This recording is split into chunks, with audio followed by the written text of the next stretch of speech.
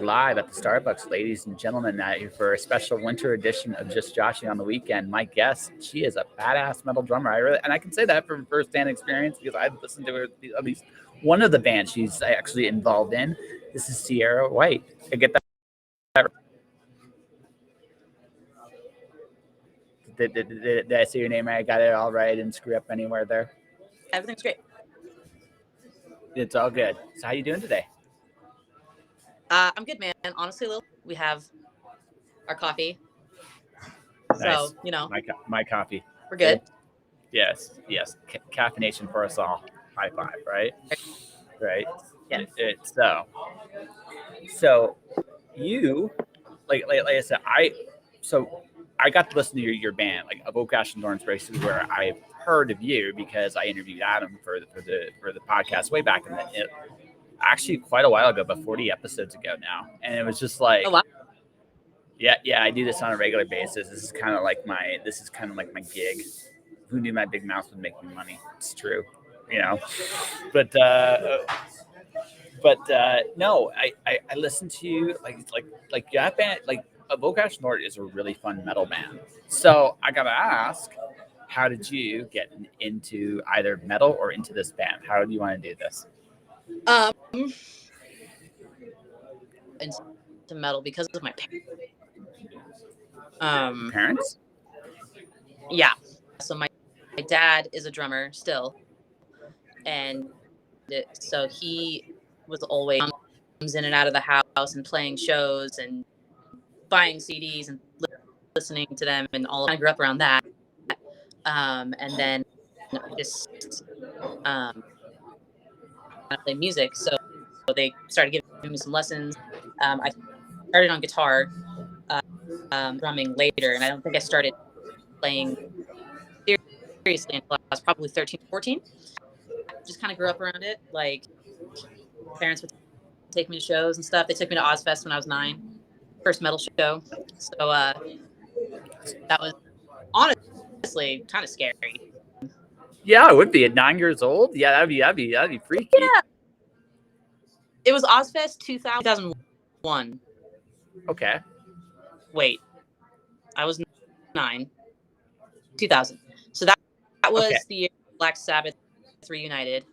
And like a bunch of new metal was on that bill too. Like Slipknot was there, Mudvayne, Linkin Park was there. Kind of weird lineup, really. But yeah, I just remember being 9 years old and like staring at what to think about anything. So, just kind of grew up around it. As far as the band, I was living in northern Colorado. This must have been 2011 or 2012. And it was just some friends of mine at the time. And one of our original members band anymore. He actually had the idea to start a band, and he wanted it to be melodic, like storytelling kind of stuff. And so we just kind of started jamming, grabbing people along the way, and then the band was born. So it just kind of happened organically. Okay, so we're gonna go back before we go forward here a little bit because I'm sorry if this sounds like an over the top I write books for a living, so I have an imagination too. I see this 9-year-old version of you. I see this 9-year-old version of you like being like the queen of the mosh pit and they're like getting like ridden like a throne there. I could just totally see that so one of the shows I went to. I told the story to your buddy. It was a Monomarth. It's the first time I've ever been by a wheelchair in a mosh pit. This guy actually was crowd surfing on a wheelchair. So it's like, I can totally. That's amazing. Yeah. So it's like one of those moments where it's like, ow, you look up, it's like, holy shit, it's a wheelchair. So like the pain just goes magically away because you just right. Because it's like, what the, oh, wow, right? It's the oh, wow, just trumps the what the. So somehow I feel like metal fans are just crazy enough to take a 9-year-old person, put them on a little throne, and like crowd surf them all the way to the front. I could totally see that playing on the show. That would have been cool. I'm not gonna lie to you though. I probably would have been scared. Yeah. Oh no, absolutely. No. No. I told, like I said, this is just my wild imagination playing this. Like, you just gave me like a book scene somewhere down the road. I'm just telling you that right now. Right. And if I do use Queen Sierra, that'll be my little homage to you. Okay. Is that where does that work? That's totally fine. Yeah. But going back, so what metal did your dad listen to, and what metal do you actually like? Of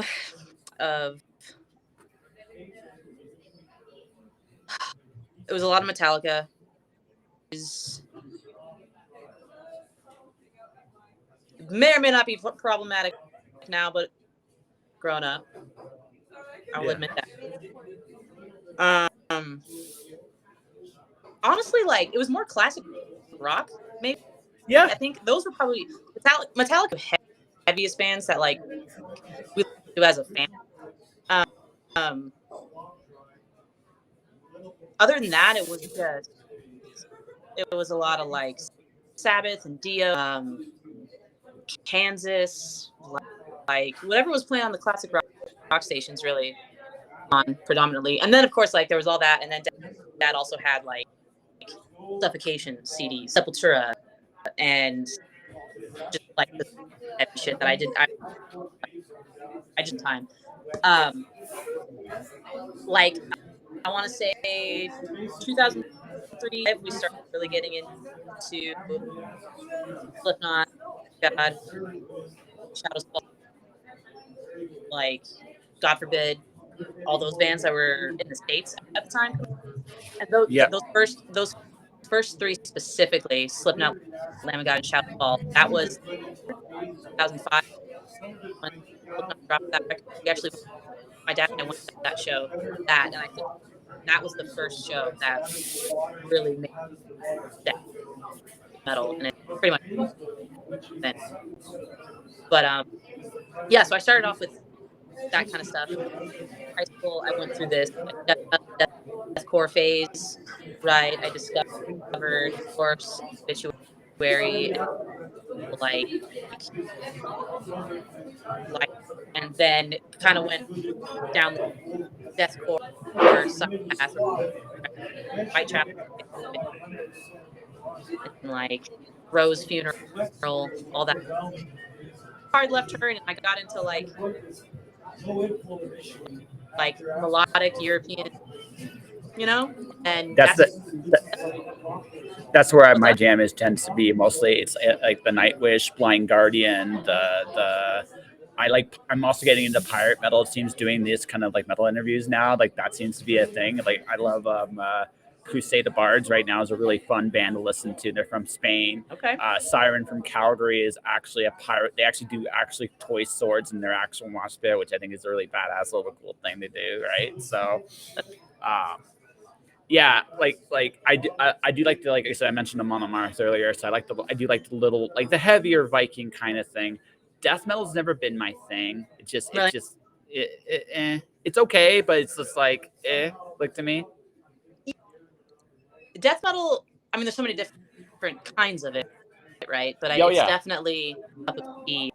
I feel like there's a specific kind of death metal that I really love, and it's not super techy or brutal.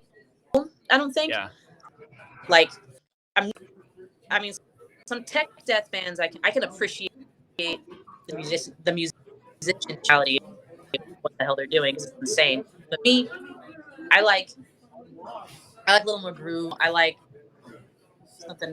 I mean, I sound like fucking way older than I am. Probably headbang too. Something That's okay. like. So I like groovy death metal. I don't know if I'm saying their name right, and I'm probably not. They're from Sweden, Lik, and I assume that would be Lit. But Okay. Lik from Sweden, they are amazing. They are like super low tuned, groovy, bluesy. Some of their songs, if you took the distortion away, it would be a blues song. Like it would just be, and that's the kind of like Okay, so I'm going to ask a favor here. This is on my end, I think, not yours. I'm getting like you going in and out. I don't know what it's like on your end on with me. I So I okay, so what I'm going to do is real quick. I'm going to pause the stream. I'm going to try to get you in on StreamYard if that's okay, and we'll continue the chat there. Yeah, just because I'm sorry. I want this is an awesome conversation. I want it to be as awesome as it possibly can be. So I apologize for this. Yeah, of course. No worries. Yeah. Exit and see where it goes from there. We'll be right back, folks. And everything's great, but like, I swear, a couple of their songs, if you take away the distortion and change the picking just a little bit, but keep the chord progression the same, it would be a blues song, you know? Yeah. So they're. And now, now, this conversation's fine, but now it's like we can't stream on Twitch for some reason, which is where we're at here. Hold on. This has been one of those wild, technical glitching episodes of just joshing. Weird. Yeah, it is. Yes, I wanted to see where it's looking like on Twitch because for whatever reason, StreamYard's like, nah. Oh no, it's back on now. You fuckers. There it goes. Yeah. Technical difficulties. I went to the Starbucks to avoid the technical difficulties. That's what I did. Well, what the? Yeah, what the fuck, right? What the fuck? You can swear on my show. I promise. Yeah. I only got 2 rules here. Just 2. Don't be a bigot, and if you're going to be a dick, be an entertaining one. Okay, good, fair. Yeah, I agree. Yeah, they're good. They're good rules, right? Yeah, absolutely. If you're going to be an asshole, at least be a fun one, right? Right. Otherwise, you're just an asshole, and then I just want to punch you. Right. And in your case, you probably would kick my ass. So I don't really want to get into that with you. So. Nah, I'm not that tough. It's like, yeah, I'm sure. I mean, one of those, I think going back to European, I think the cool thing about metal is I think the European style, a lot of the power metal, the melodic metal, all that stuff, they're big into classical music over there. Mm-hmm. You can hear it in their metal. I have a theory that metal and jazz, right? Metal and jazz have the same thing in common, is that they're both music fans. Mm-hmm. They just do it in different ways. Right. Metal, how can we amp it up or make it faster? Jazz is okay, listen, I'm going to go off into this ether realm somewhere, right? And I'm going to have fun, They're both, but they both love the original music. Yeah. So much. And that's what makes metal really cool. Yeah. And also jazz for that matter. Absolutely. I agree. Yeah. So do you listen? Besides metal, what else do you listen to? It sounds like you like the old school style kind of music. Yeah, I like blues a lot. I don't really listen to the genres that I listen to outside of metal. I really don't listen to enough to be able to name names, kind of thing. Yeah. But when it comes on, I enjoy it, and so I'll leave it on, sort of thing. So blues. It's big. I really like synthwave as well. Okay. I've been getting into, some names I can't name are Carpenter Brute, Perturbator. I guess those 2 are really good name. I really love what they do because it's heavy. Oh, Health. Yeah. Health is that I've been that's probably what I listen to the most outside of metal right now, just because it's poppy and nostalgic and really comforting, but at the same time really heavy. There are some that are metal songs, they're just being played through a synthesizer, not guitar, yeah. They actually they were on tour together, Perturbator and Health, recently, and they came through Denver, and we went, and that was my first actual synthwave show. And I can just remember I was just awed the whole time, because just the sound waves you were just happening. There was a mosh pit during Perturbator set, and I was just okay, this is fucking sick. Yeah. That though, I do like some country as well. I won't lie about that. I don't like all kinds of country. I think older school country for me, obviously, everybody loves some Willie Nelson, the Hanks. like all the Hanks, and then, like there's some rap artists that I like, or just some styles of rap that I like. I don't know that I can actually name anybody. Um, I learned that I like rap from the UK specifically. Really? I don't know if it's the accent or what, but like it just, I don't know, it just hits my head a little bit differently than rap over here does, which is cool. Well, rap in America is, I think, not all of it, obviously. I think the really good ones don't do this. But there's a lot of glorification of being poor, somebody making it, and Right. it's boring. You think? Like it's boring, right? It could get that way for sure.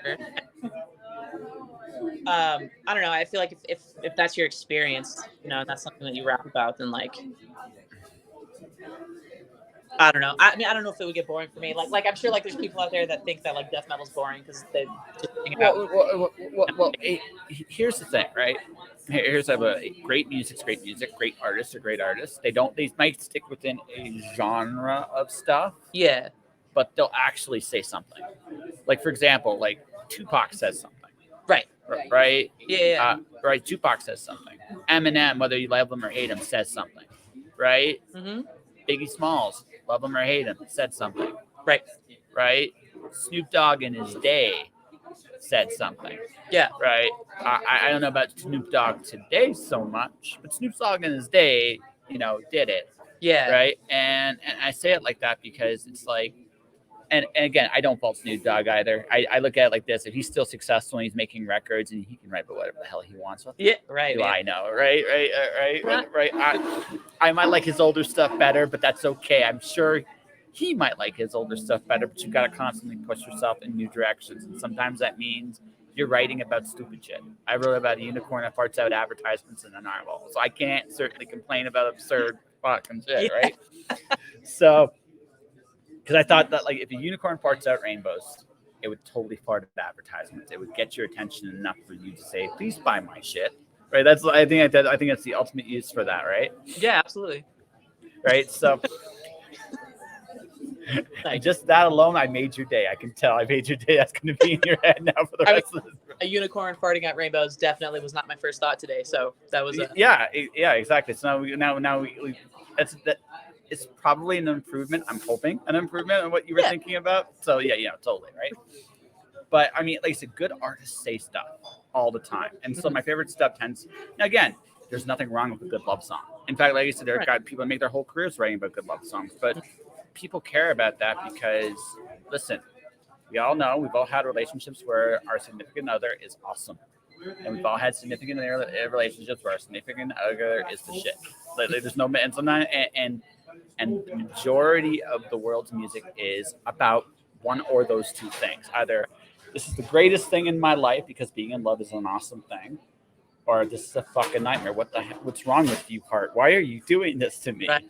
Right? Why are you putting me through this meat grinder? Right? And both are real, right? They're both real things, but even those people push themselves every once in a while to say something different, different, and push, right? And there's nothing wrong. I think that's what good musicians do. Sometimes it's in the sound, sometimes it's in the words, but either way, it's like, who can I become? Does that make sense? Right. Yeah. Yeah, absolutely. Yeah.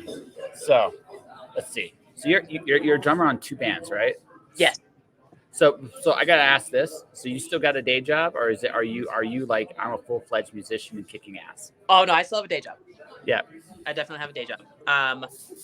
I work for a merch company called Foot Clothes, and we make socks for weirdos. So if you want rad socks, let me know. Actually, so I write books, comics, and stuff like that. Mm-hmm. I actually may take you up on that because here's the thing, right? Kickstarter is a collector's market, right? Mm. So you make weird socks that commemorate some kind of my first Kickstarter is called the Stick Figure Revolution. It's a Dr. Seuss golden story book about stick figures revolting against their creator for making them look bad in a pretty world. They want to be pretty too. Right. So So I could have like a stick figure army on socks. I think people would dig that shit. I think people would absolutely. You're already laughing, so I think I'm on something there, or I'm on something. I don't know. That would be interesting for sure. Yeah, maybe not as weird as some of the stuff you make, but like, right? Definitely. Yeah. So, Yeah, that's my day job. The other band I'm in, we're called Harvard, and we are like we're kind of weird. It's like black metal mixed with synthwave elements. Like if Emperor and Health had a love, that's a hell of a tagline. yeah, yeah, it's real weird. And then there's some like surfer rock elements in there sometimes, and like Are are you Beach Boys fans? um That kind I'm not personally, but there's definitely one riff in one of the songs that we do that's definitely reminiscent of some Beach Boys or fucking 50s shit. Yeah. Hey, listen. There's nothing wrong with stealing from some of the classics. Say Oh man, what you will, like them or hate them, they were good, right? So, right. So I mean, listen. I steal liberally from all the cool stuff. I have another book right now. It's an Alice in Wonderland Greek mythology mashup. oh wow, I made Alice Pandora. It no, works. that actually sounds sick. Yeah, no, it was fun. It was fun. It's fun to write.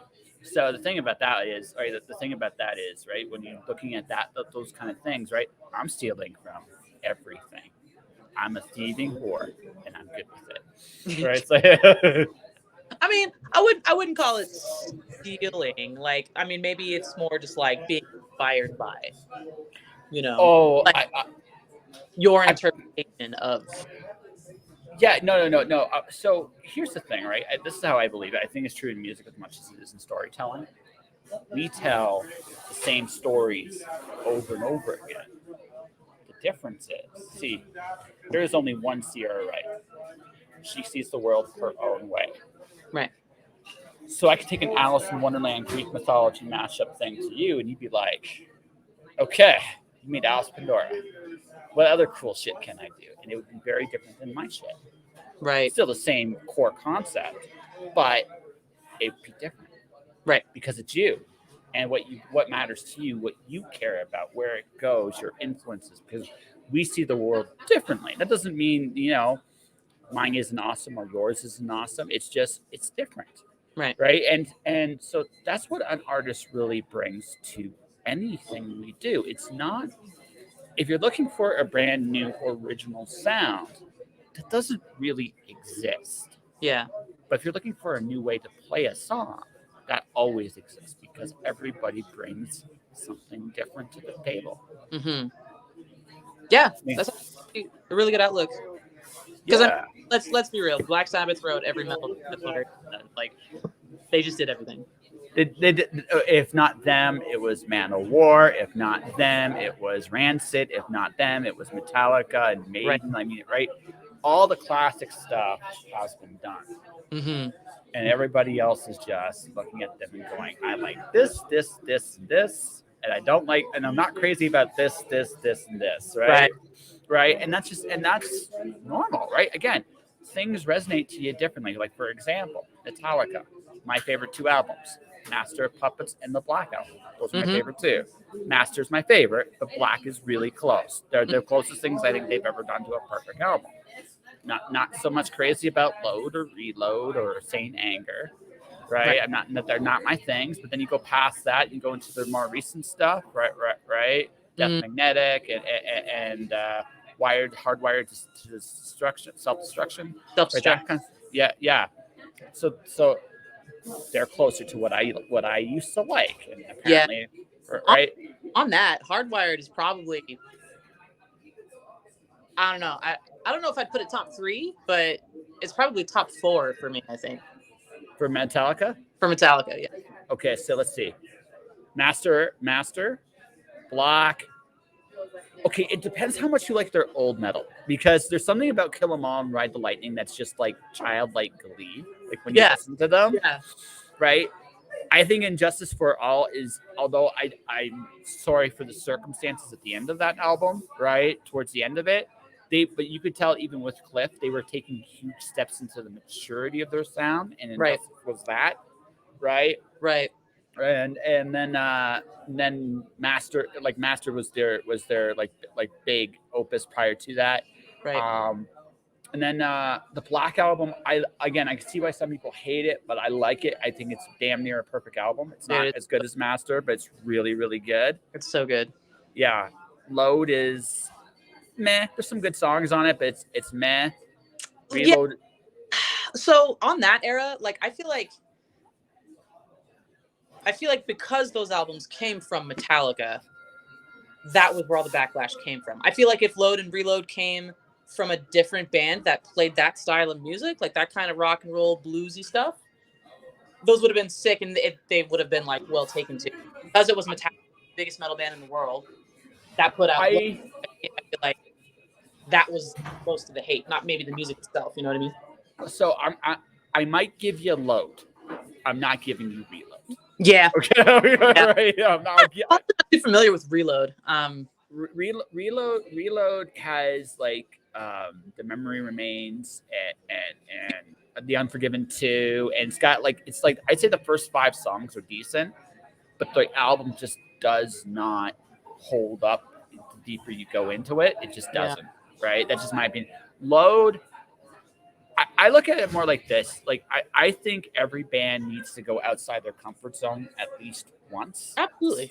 Right. Mm-hmm. So like I hate Saint Anger, but I also realized that that was a necessary step for them to get back to where they were going. Yeah. Your journey as an artist, sometimes you're going to produce stuff that people don't like. Right. But in order to get to the stuff that they really like again, you have to explore all of those ranges, those places that are uncomfortable, because that's where you grow and become a better artist. Totally. And yeah, I mean, me personally, like while we're talking about it, I didn't hate Saint Anger completely, and I think that was maybe mostly due to just where I was at in my life. Yeah. Maybe not so much because I wasn't listening to it for like the quality of the production or the riffs or whatever. For me, it really spoke to me. I mean, I don't remember what year that came out, but I know that I was very young, middle school, maybe freshman year.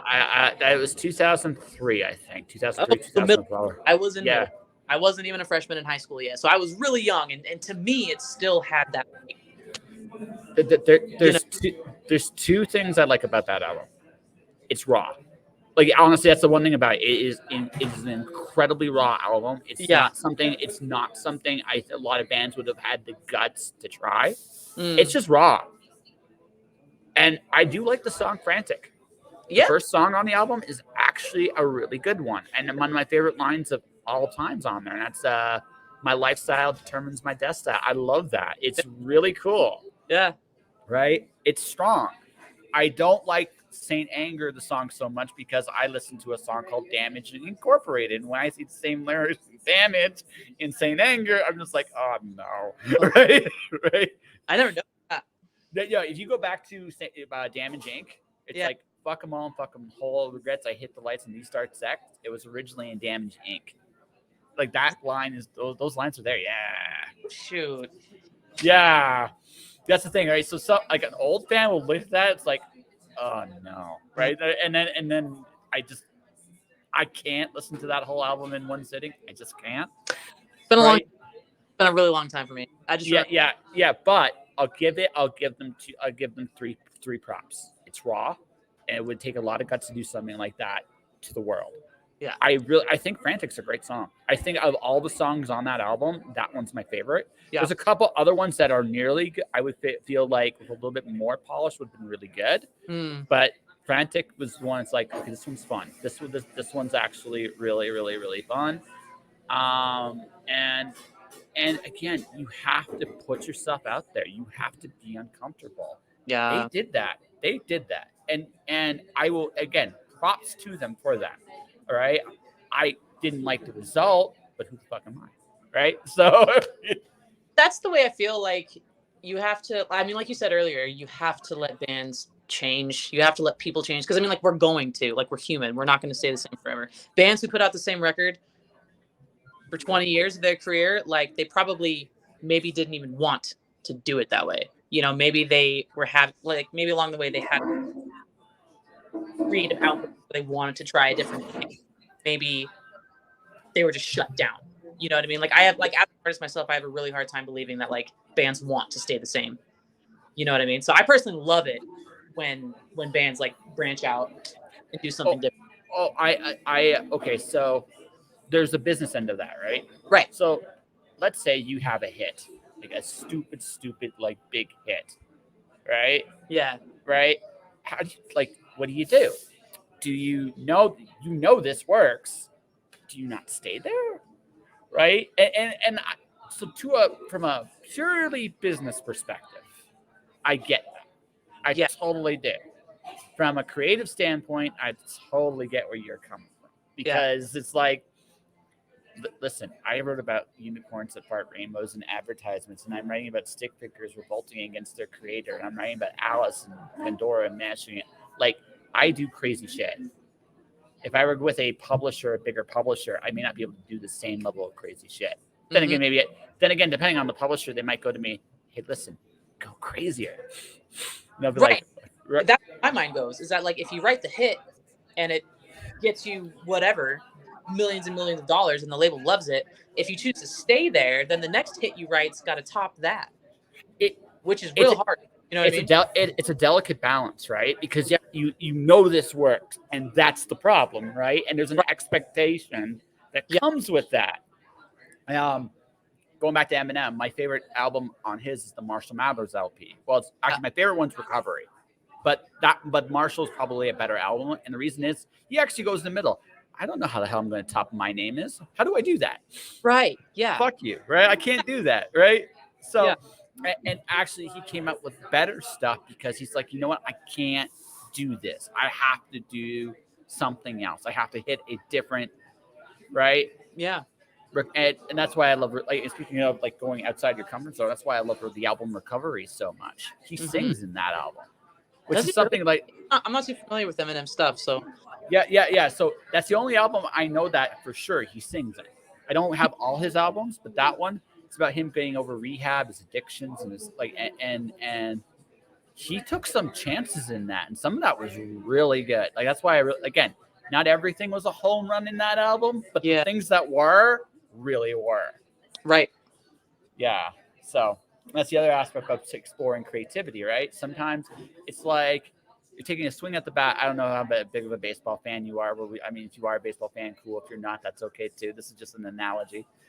But life is about the swings you take, right? Like that's what I've learned about life. Like like me reaching out to you. It's like, hey, do you want to do this cool conversation? And you're like, oh, fuck it, why not? Let's see what happens, right?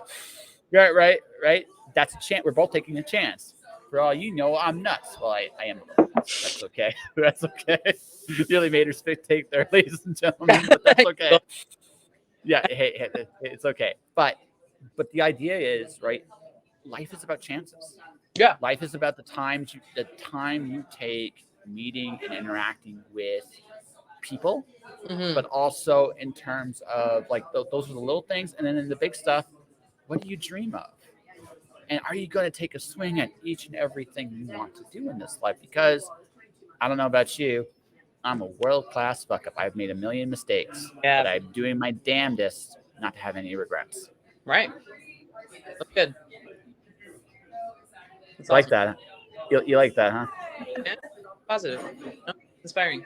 Yeah. So okay. So do you want to take your music full time? Do you have a plan for world domination that way?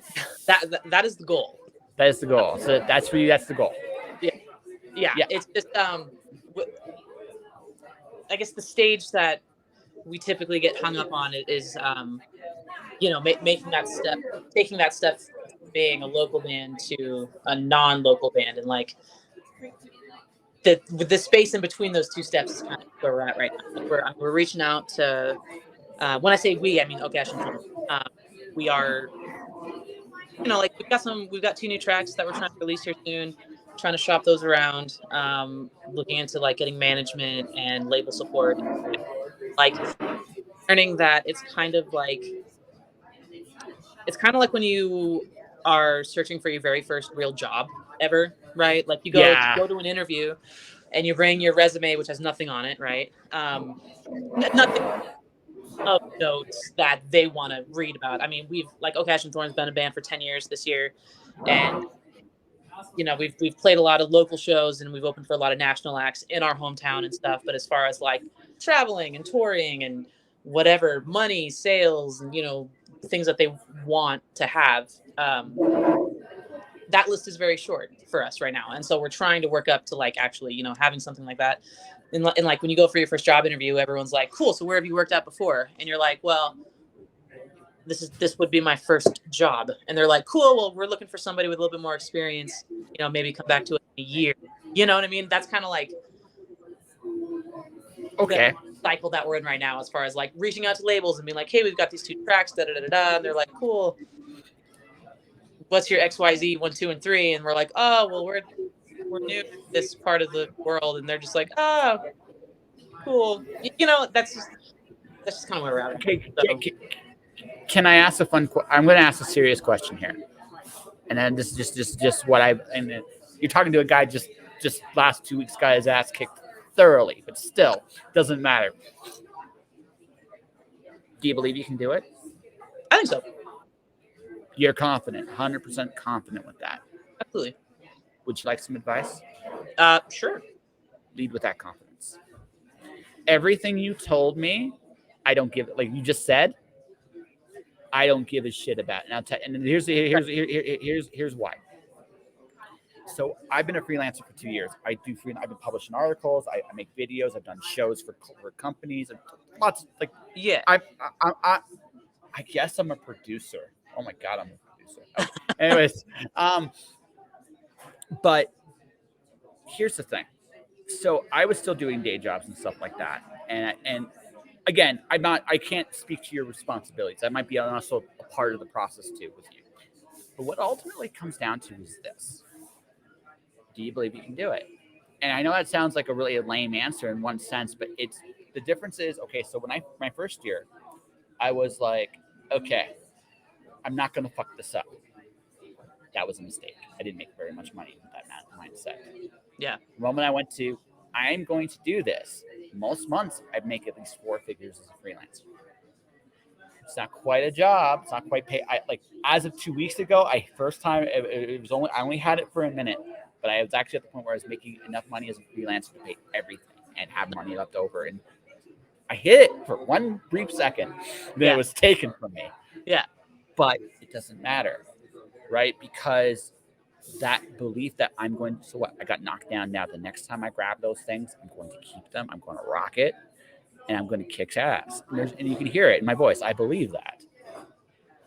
What your labels are going to look at is they're going to look at the money aspect. Can we make money with you? Yes. But what they're going to be really looking at, especially since they know where you're at in the grand scheme of things, what's your attitude? Yeah. If your attitude is, I'm going to fucking do this, I'm going to kick all kinds of ass, I'm going to be at the thing, I'm going to work my tail off to make sure this happens, they're not going to give a shit about your experience. They're going to give a shit about your ethic. Most people forget being an artist and working. A lot of people don't understand the discipline, dedication, repetition it requires. You have been drumming since your teens, right? Yeah. That's 15 years. You're probably excellent at it. Like I'm just, and again, I speak as an outsider, but I can tell with 15 years of work, you know what the fuck you're doing behind the play. Like you know what you're doing. I go on there, you'd be like, just stop. Here's $5. Never do it again. But you,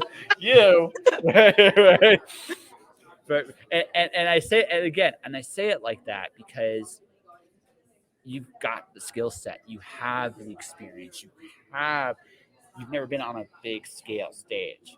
So fucking what? It's still a stage, and you guys know what to do when you're on the stage.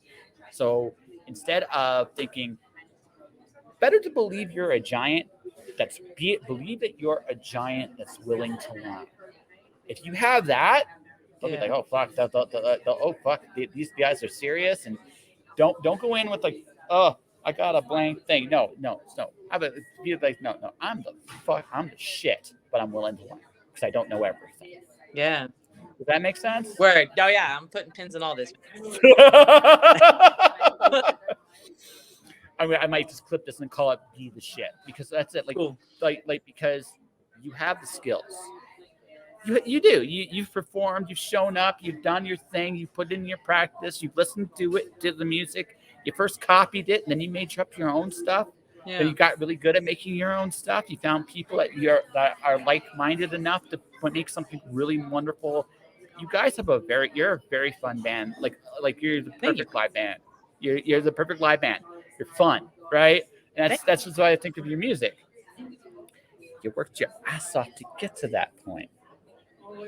So enjoy that fact. Yes, you're in that middle gap where you don't know where you're gonna land. And it doesn't matter where you're gonna land. Believe you rock. Believe you actually wherever you end up, you deserve to be there. Right. Don't let that imposter syndrome inside your head, whatever that little bit of imposter, just intimidate it with fear. Just go like this, like, motherfucker, shut up. I belong here. Yeah. Yeah, I like that, dude. Yeah. It's rad. Yeah, it's like the first time I won an award for the podcast, I was nominated. It's like, how the fuck did I get here? Then I realized it doesn't really matter. I'm here. Right. It's where I go from here, or what I do from here. They're great. Believe it. Anyway, yeah. And you should be charging people for these therapy sessions, okay? Like, for real. Like, I should go. You're ready to go out there and kick ass right now. I can tell.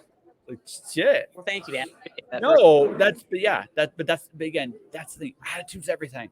Yeah. Attitude is everything. You've done the work. It's your attitude. Anyway, I don't know. Maybe I'm an optimistic son of a bitch, but you know what? It works for me. I've done. You know, it's better than the alternative for sure. I think you got to be an idealist as a default setting. I had this like epiphany about. I'll say. So my dad used to, as a kid, would always say that he's a realist. Mm-hmm. And I realized he was full of shit. And here's why I realized he was full of shit. Because I don't know how, like, I am 41 years old, and I don't have a fucking clue how the world works. Yeah. I only know two things. I ain't going to be here forever, and I only got so much time. Right. And I haven't quite figured out anything else. But the older I get, right, I'm 41, by the way, just to give you an idea where my age is. So the older I get, the less I know. So it's a little, right. So I can't be a realist, and cynicism sucks because cynicism is I'm not going to get hurt. Well, you're going to get hurt in this life no matter what. If you're a cynic, here's how you get hurt. You get hurt by not doing anything because you won't let yourself see the possibilities that are out there. Right. So by default, I'm an idealist. Yes, every once in a while, I'm going to be a sucker. I will acknowledge that's the downside of being an idealist. Yeah. But I'd rather be a sucker trying for crazy shit than never always wondering. Yeah. Same. With you. Sure. What? I'm with you. Sure. Yeah. So there you go. So that's what I've learned. Again, I don't know very much about this life, but that's it. I'm an idealist by default. So let's go this way. So you've been there 10 years. What's been your favorite show that you've performed at? What's your favorite show? Oh man.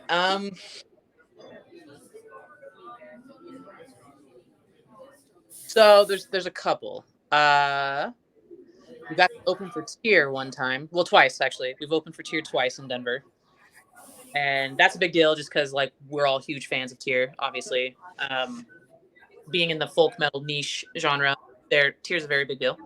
That was awesome, and they're all great dudes. So probably that, alongside a more recent one, actually. This was just May of this year. We got to open for Cradle of Filth in Grand Junction, and that was a big deal. Yes, it was. That was a lot.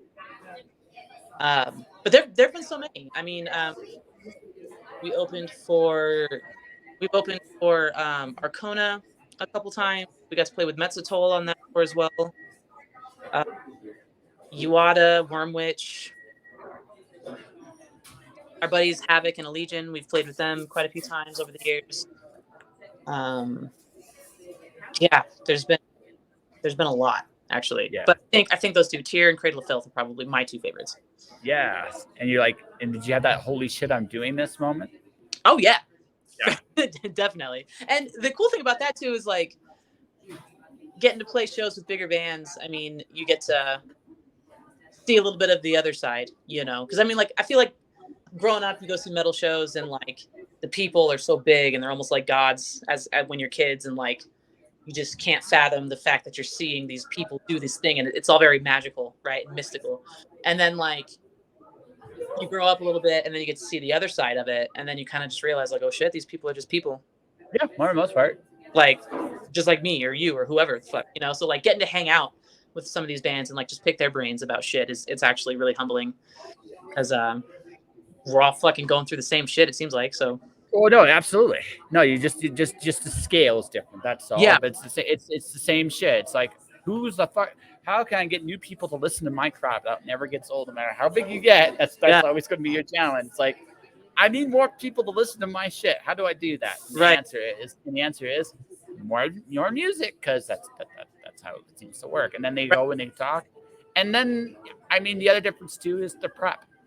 Yeah. Most of your job, honestly, once you get to the concert, right? The work's done. Now that's where you guys can actually have fun. The rehearsals, the prep, Right. I got this note right. Oh shit, I screwed this up. Like that stuff. Right.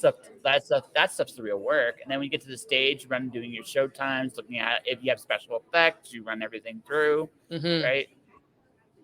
Like that's the work. The work is, and you do it day in and day out when you can. When you're not making socks for weird people. Yes. Which is very much full time right now. So socks are that big right now? Apparently, man. I don't know. We're in a really weird market, but it seems to be working. Wow. Yeah. Like that's. I'm happy for you. I guess. Yeah. It's kind of funny. Like people always ask me, like, "What are you doing for work these days?" And I tell them just that, and they're like, "Socks." I'm like, "Yeah." Like I'm the warehouse person, so like, okay. Order online. You know, I come in on Monday and I process all the orders and I'll pack them all and I ship them out. That's what I do. So, there's been enough work to have me be full time and one of our other friends be part time, also packing. She does more social media stuff too, but yeah, it's kind of bizarre. Yeah, well, no, hey, listen, I don't judge, and like I said, what I offered here earlier today is it doesn't even probably hit your weird scale at all. So it's like, that'd be kind of fun, right? That would be change your pace. That's nice. I'm back to whatever the fuck it is we're doing here. Yes. Yeah. Well, no, I mean the other thing, depending on your niche, I get no too detailed, but depending on your niche, you just stop asking questions after a while. Yeah. You just stop. Because if the answer frightens you just a touch more than the question does. It's like, why do I really want to know the answer to this? Right. Sometimes my curiosity wins still. But right. Sometimes I go, I just don't want to know. Right. I don't want that in my brain. Just keep it away from me. But depending on the niche, I mean, hey, listen, kudos to you. So I guess, do you sing as well, or just drum? But I would love to be able to sing. I sing in my car and in the shower sometimes, but not for any kind of like actual musical shit. But no, I do drums and I can also play guitar, do a little bit of bass guitar and a little bit of piano. Ooh, okay. Yeah. So just like rock songs, or do you have any actually classical training on any of these things? No, not really any classical training. Mostly just like rock and roll and metal, messing around. The piano came actually from my mom. My mom plays piano as well. And in order to be a drummer in the middle school band, I had to have 2 years of piano lessons. So I probably would have ended up learning piano anyway, just because of my mom. But we got some formal lessons back then just so I could actually be a drummer in the band. And, you know, I didn't really take piano too much further than those initial lessons. You know, I can play like by ear and stuff, but that's was fun. For guitar, I'm proficient at. I like rhythm playing. I probably play guitar, like rhythm guitar for a band now. Always wanted to learn solo. Haven't gotten that yet, but. So eventually I get to the point, if I ever see you at a show, I'll see you doing these epic long like riffs and like solos that are just like one of those like dated things, like She did Oh, it. She man. finally did it. That would be cool. That would be cool. Why But not? yeah, guitar was actually what I started on first when I started learning music. So was it just your dad that you moved to drums, or was it just something else? I don't actually remember what made me want to switch. I do remember when I first started playing guitar, I just did not like it. Like I didn't, and I think it was more of like the sitting down and practicing. I was really young and I just kind of wanted to go play outside for, that Yeah, hour of the day. yeah. So I just had no interest in like learning. But the drums thing, I don't know. I always grew up around it, and like I was always messing with my dad's drum set, so it kind of just happened, like I don't ever remember where I was like, okay, I'm going to be a drummer now. I was just kind of grew up around it, so You woke up one day and you were just like, I am a drummer. Oh shit! Like how did this happen? kind of, yeah. And then once I started, showing an actual interest in it, that's when my dad came, like, would make me mixtapes and burn me CDs and stuff like that, and be like, all right, listen to what this person's doing and then do it. Like, so I learned by ear. I didn't learn how to read music at first. I learned watching. So So you picked up really quick. So what's the earliest? So I have a buddy of mine. Okay, he was 4 years old and he could play the drums. okay. Were you that gal? I don't know about 4 years old, but I definitely remember like being small enough to not be able to reach the pedals, right? And I would sit and just do this on the kit, and like the adults in the room would be like, "Wow, she's really good for whatever, however old I was at the time." So like maybe I don't really remember how old I was, but I have to again one of those things. You give me $5, never touch it again, right? Actually, I'll let you know a little. I'm gonna let you know a little secret. So for my Kickstarter, my first Kickstarter, as a bonus tier, because I am a terrible singer. I really am. fair. But what I'm going to do as a bonus is like a karaoke night. Okay. So what I'll do is I'll give everybody I'll get a karaoke book. You can pick the song. I will murder and I will do a live performance of all these songs. I will Cool. destroy them all. All these songs will just die a horrible death on stage.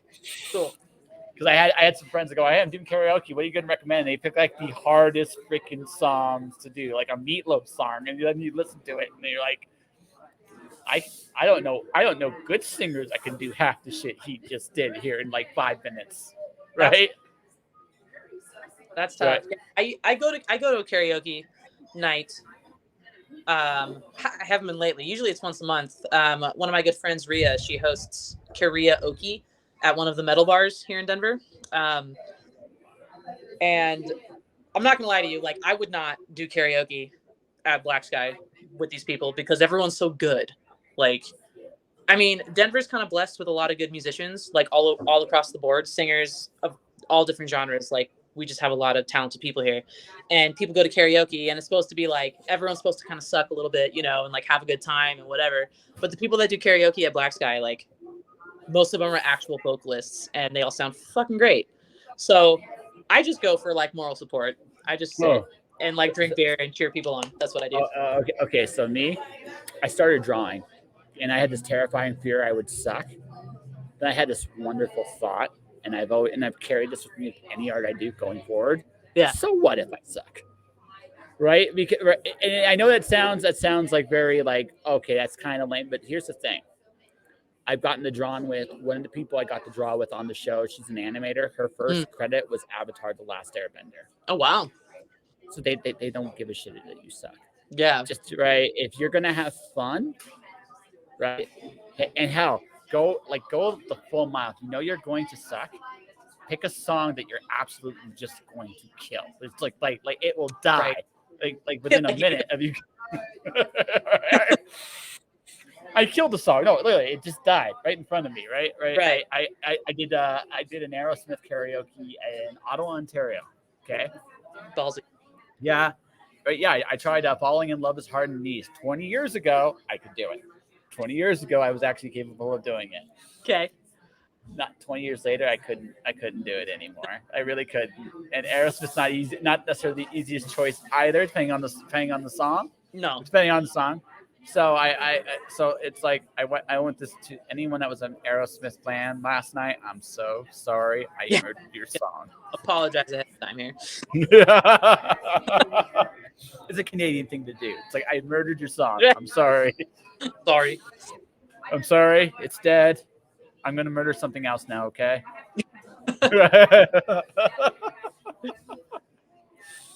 Hell yeah. You're pretty cool. Oh, So yeah, yeah. So yeah. I it's been try. fun. I try. I almost know what I'm doing, but don't tell anybody. It's okay. I won't. Yeah, okay. That's still a secret. Yeah. So okay, so let's get to like almost like promo stuff here because I feel like we have a good interview here, but I also feel like I get the hunch that your time is nearly up or very close to it. So For this interview, yeah, I could see. I got another 15 minutes or so. 15 minutes or so. Okay. Yeah. So let's do so. Okay, other arts. Do you like? I realize you don't have a shit ton of time, but do you like video games? You read? You watch? Yeah. So I want to be a reader. I try. I try to sit and read books. It's very difficult for me. Never been much of a gamer. What I do like to do in my away time from music is work out, lift weights. Nothing So wrong with that. No. I think that's pretty cool. I'm actually so me when I get again. I was going to do it this month. Unfortunately, I literally lost 2 of my contracts like 2 weeks. It's like oh no. well, that's what like I said. For 2 weeks I had it, and then Right. then it was like it was taken from me. So I can't do it now. But what I want to actually do is join an MMA gym because it's a good workout. Yeah. Right? I'm gonna get my ass kicked so hard. Right. That's and awesome. yeah, and it's probably going to be someone like you too, someone like like relatively fit, strong, and you'll be like, "Oh, good, fresh meat." Hey man, when it comes to that stuff, like I just always try to remind people that like everyone has a day one. You know what I mean? Like the people, if you walk into an MMA gym and you're like, "Hey, this is my first day," they're gonna be like, "Cool, sick," and they're gonna get you all set up and taken care of and start training you. And yeah, it's gonna be hard as shit, but I think it's like important to remember that the person training you had a day one. Yeah. Again, I don't worry. Again, my ego. Don't worry about it. I am totally prepared. That probably for like next year and a bit, everybody is going to kick my ass. I mean, everybody, right? Including the 10-year-old that's been doing MMA for like 2 years. Like she'll kick my ass too. It's like that's just how it works, right? Because it's the discipline of what you do. Right. Would you like a suggestion to try to get into reading? I do have a suggestion. Sure. Yeah, I would love it. Like, so let me preface this by like telling you what my issue is. Like, I don't really know how to change it, but like, I'll start reading, everything's great, and then I just get real sleepy. Like, it doesn't seem to matter what I'm reading, but my eyelids will not stay open, and I have to like stop, or I fall asleep. I don't know. So first off, I'm okay. I will forgive you because as a writer myself, like she's in a coma from my work. I don't know how to take that, right? But what? So what do you try to read? Like generally, like heavy books, like novels. Do you try like what do you try normally?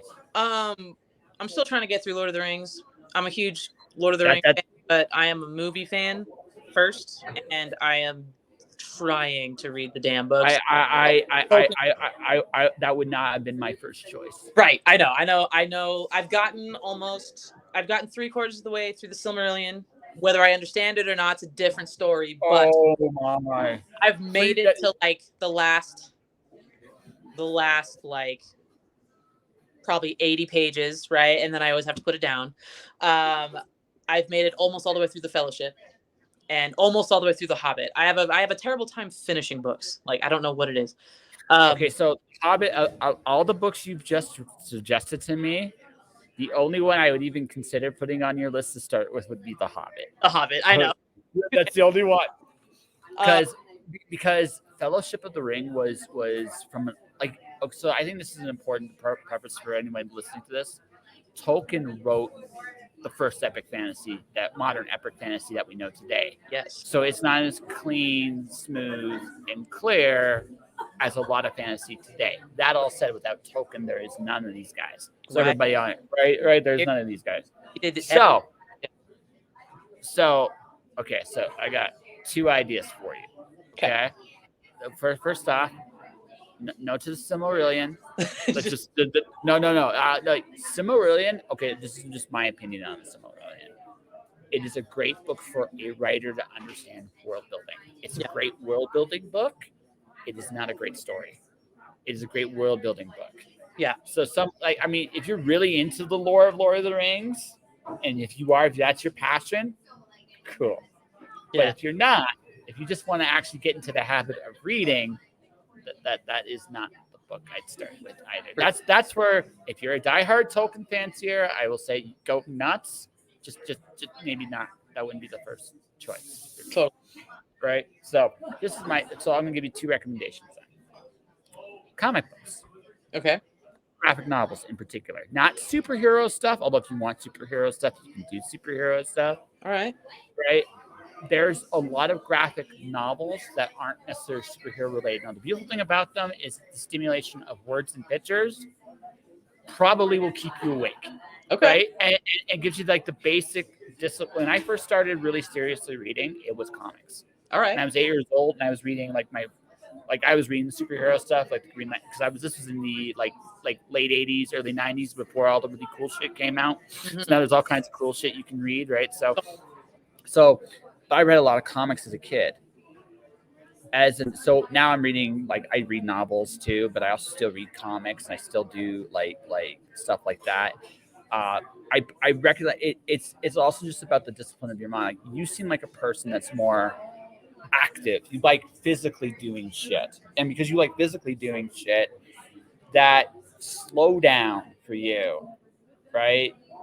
Probably is why you are falling asleep.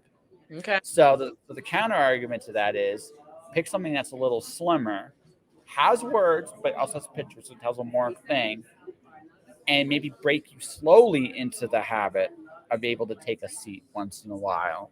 So pick a graphic novel, anything you'd like, right? And then from there, work your way up to like some young adult stuff, light novels, pulp books, and then get yourself. And then if you really want that Fellowship of the Ring, you take it. You just take that shit, right? Definitely a life goal at some point. Like, I gotta get it one time.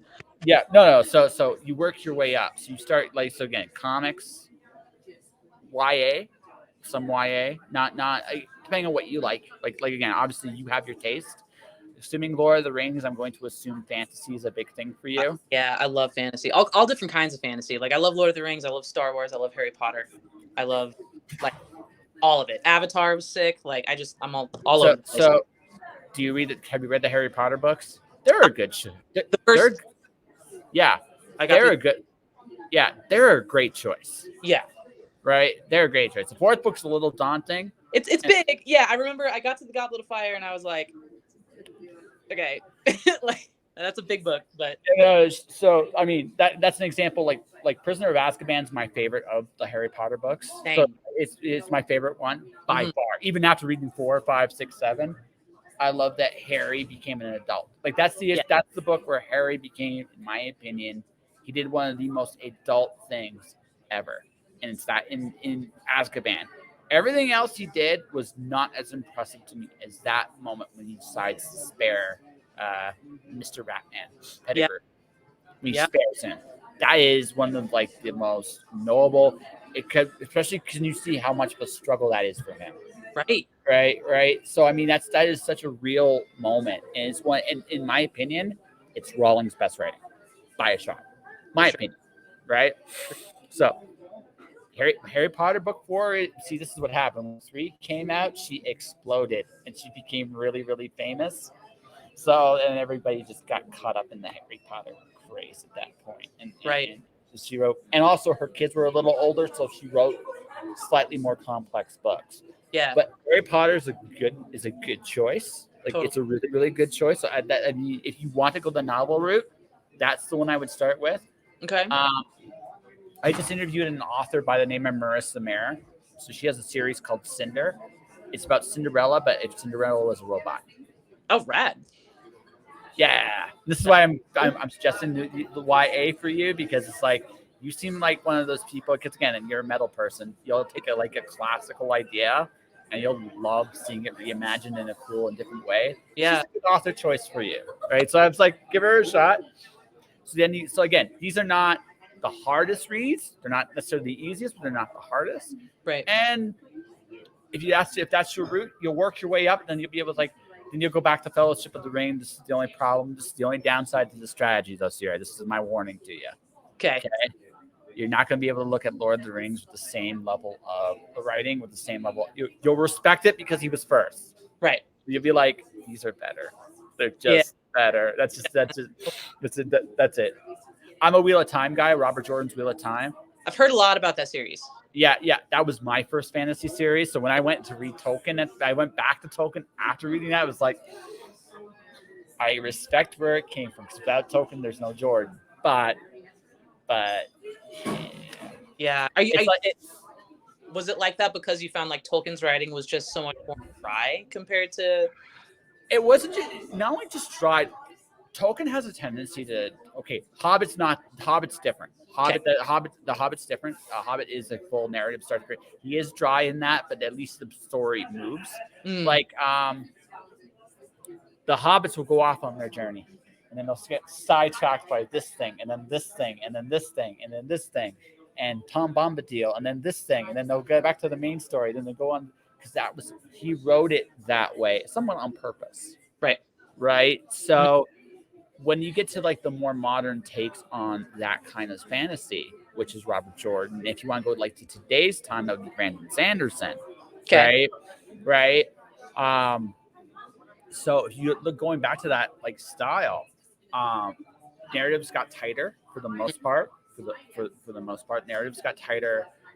Stories were more complex in the sense that they were very human characters.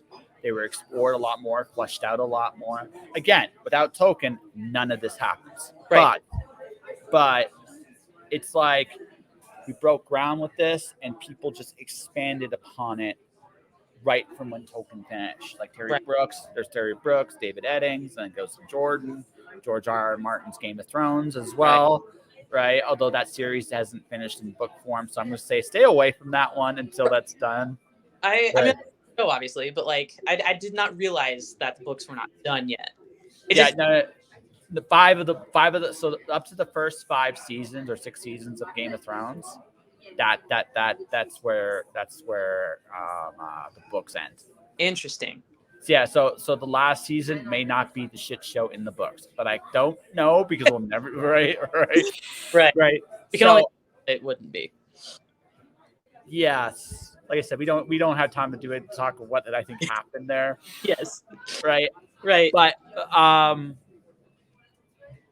the other option instead of comics or YA would be manga. Okay, manga silly shit. It's gonna be really silly. It can be really serious. There's some good. The one I'm going to recommend, since you're a fantasy person, do you like steampunk?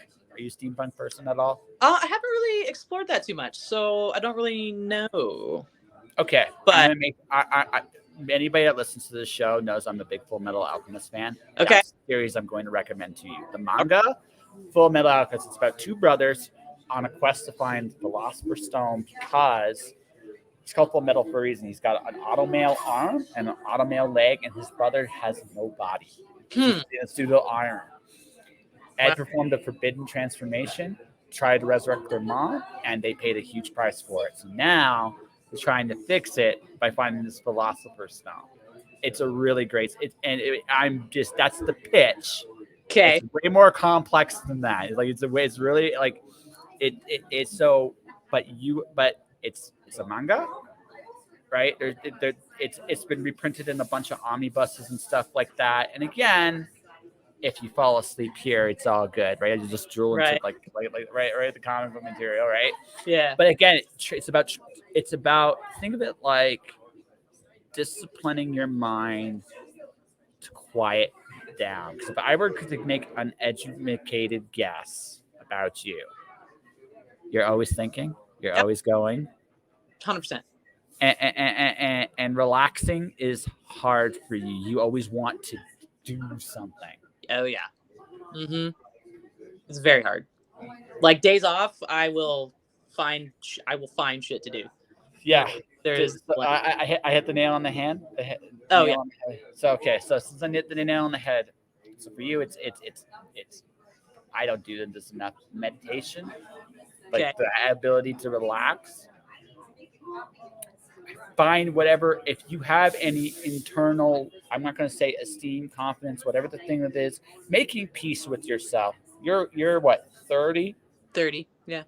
You're 30. Mm-hmm. So you should be at that point in your life where you're like, I'm still a little angry at the world, but I'm a little bit more at peace at myself, or you're working towards it. Yeah. Yeah. So depending on how deep you are into the peace of oneself, which Yeah. I'm going to guess just based on just the little I picked up from you, you're on your way, but I'm not sure you're quite all the way there. Right. Yeah. Is that fair? I would say that is accurate. Yeah, that's fair. Yeah. So one of the reasons you're struggling is because you're distracting yourself with the fact that you're looking for shit to do, so you don't have to deal with whatever whatever that shit is on the inside. 100%. Am I did I hit the nail on the head there too? Dude, yeah. Yeah, for sure. Yeah. So when you can make that inner peace, when you come to peace with yourself, it will be easier for you to read. It will be, because then you won't be quite so, I need to do something. Although I do think with you, physical is always going to be the way you naturally want to go. And there's nothing wrong with that. But you do want to take that step to go, okay, I should learn shit. Yeah. Okay, right? I should learn shit. Meditation, an honesty within oneself, which I can't, again, that has to come from within. And that sounds like a really lame ass thing to say, but it really does. Yeah, it's true. It's late, but it's right. Make peace with whatever you need to make peace with. And I know, again, I'm making this sound simple. I'd say, right? It's not easy, but it's simple, right? Yeah. But find your inner demon and tame it, and then you'll find that the rest of this, it'll be easier. I'm not gonna say easy, right? But it'll be easier. And also, since you're naturally more in tune to do the physical stuff, don't fight that. Just embrace that part of you, right? That's all. Actually, it's awesome. Yeah, you might be strong enough to lift me over your head and spin me around. But if you are that strong, I mean, I don't know. Just put me down gently. You know. How much do you weigh? Between 170 and 180, somewhere in there. Okay. Well, I could squat you for sure. Yeah, you could totally. I don't know about putting you over my head, but. Okay. Yeah. It's like. that would be tough for sure. Yeah. So, but you can squat me. It's like you can probably do that fireman's carry where you can carry me and just walk me across. Yeah. So, note to self: be nice to Cierra if I ever meet you in person. Just because you might just kick my ass. You might enjoy it. You might just kick my ass. Wait. All of which to say, yeah.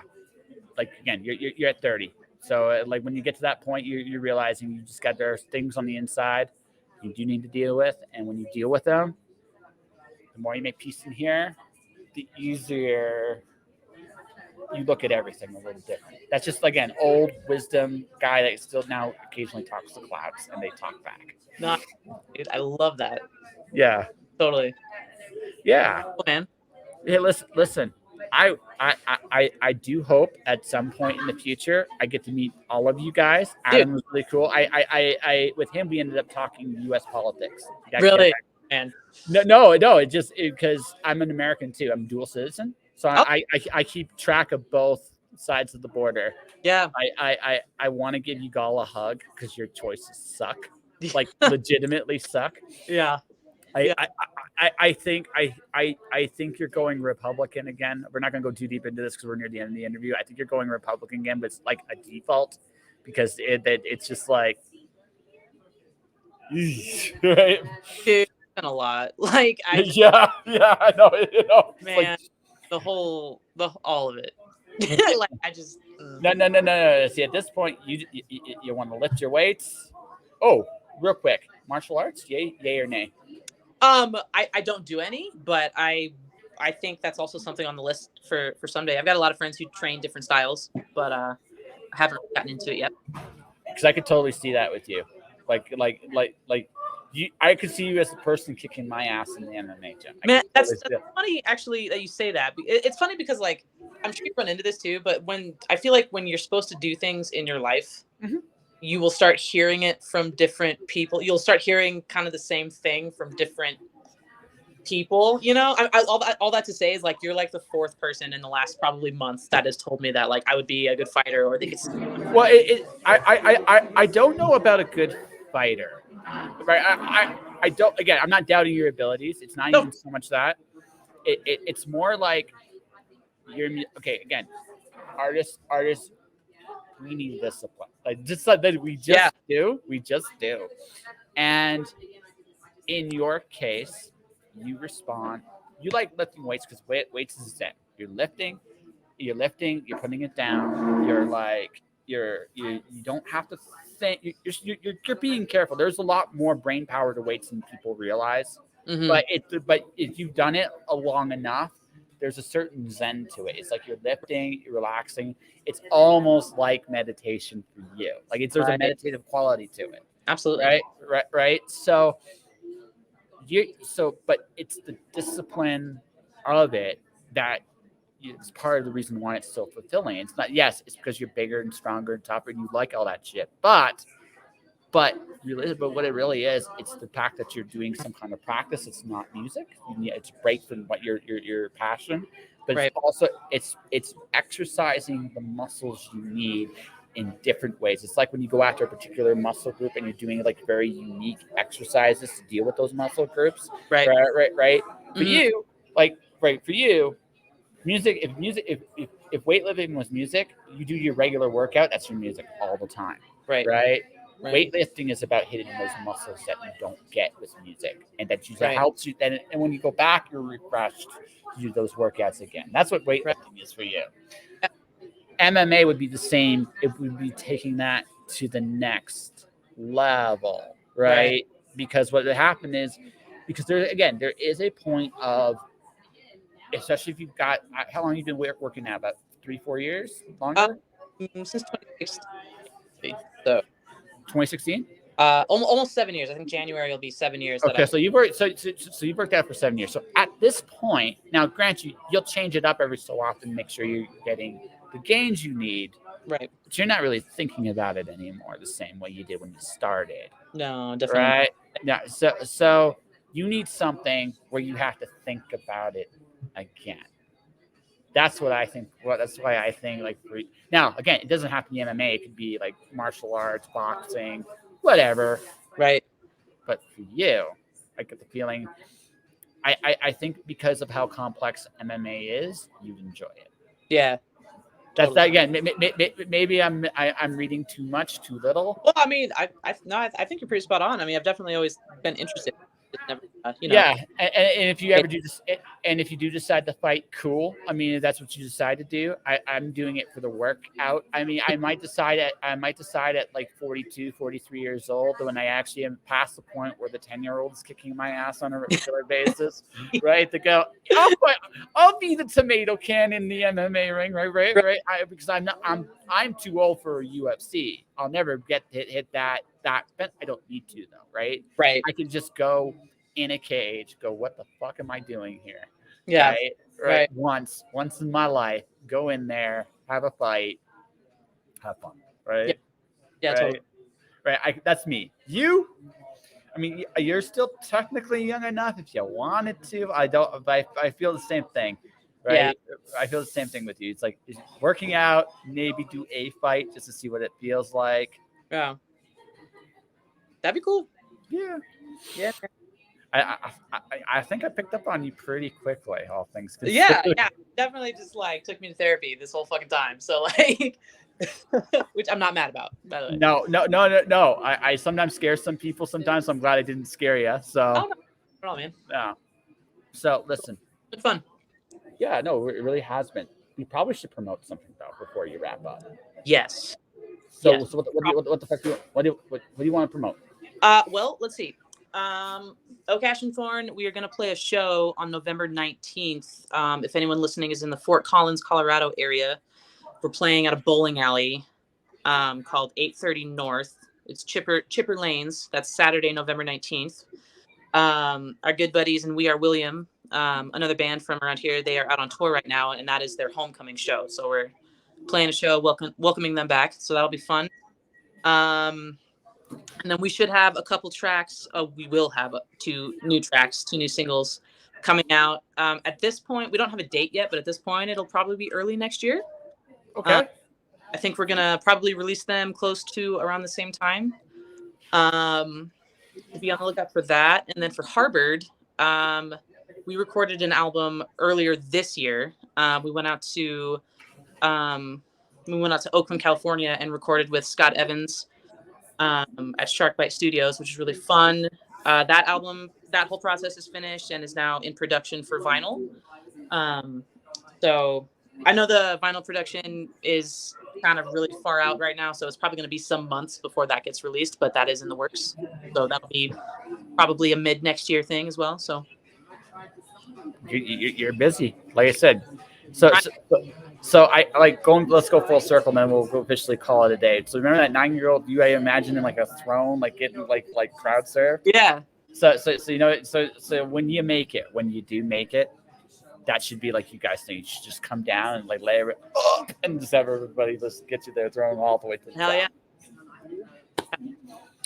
All right, ladies and gentlemen, this is Cierra White. She is a badass drummer and a very cool human being. And it definitely should check out About Gash and Thorn. They are really cool.